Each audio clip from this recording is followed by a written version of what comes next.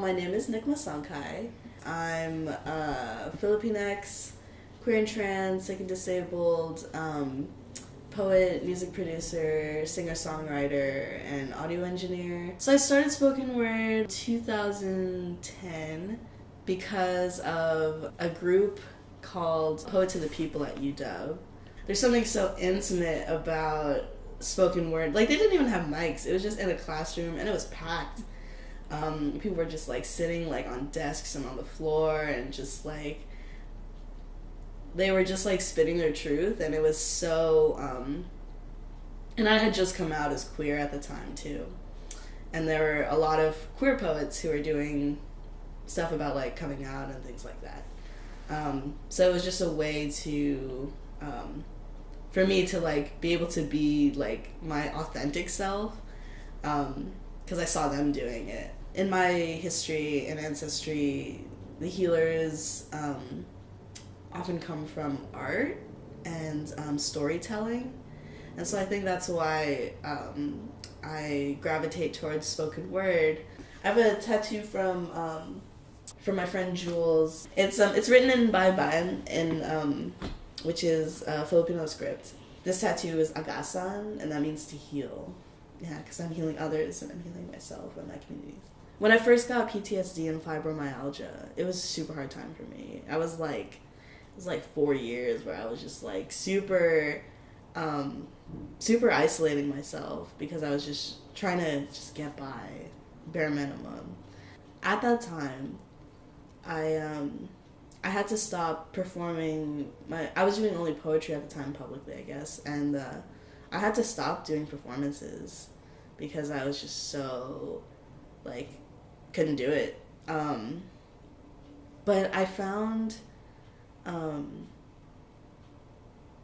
so I had been doing music growing up, but music production, I started picking up at that time. And I would just practice making beats and doing covers all by myself, like, privately. And that got me through a lot. I didn't know, like, I didn't even care, like, if it would become something. It's just, like, I just needed it, you know?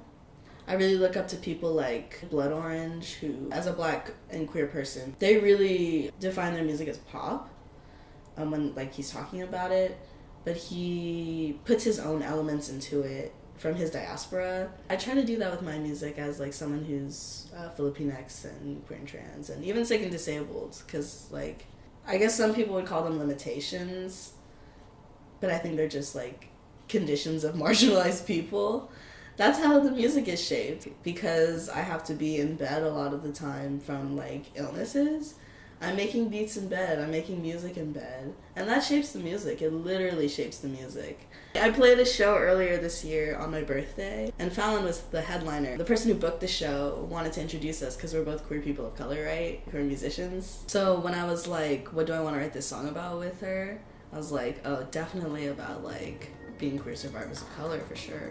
It's kind of like two people talking about, like, oh, I really want to, like, go for you and love you, but because of the trauma that I've experienced as a survivor, it's hard to trust that again, because, like, that trauma really makes you so hypervigilant. It really messes your mind up in a way.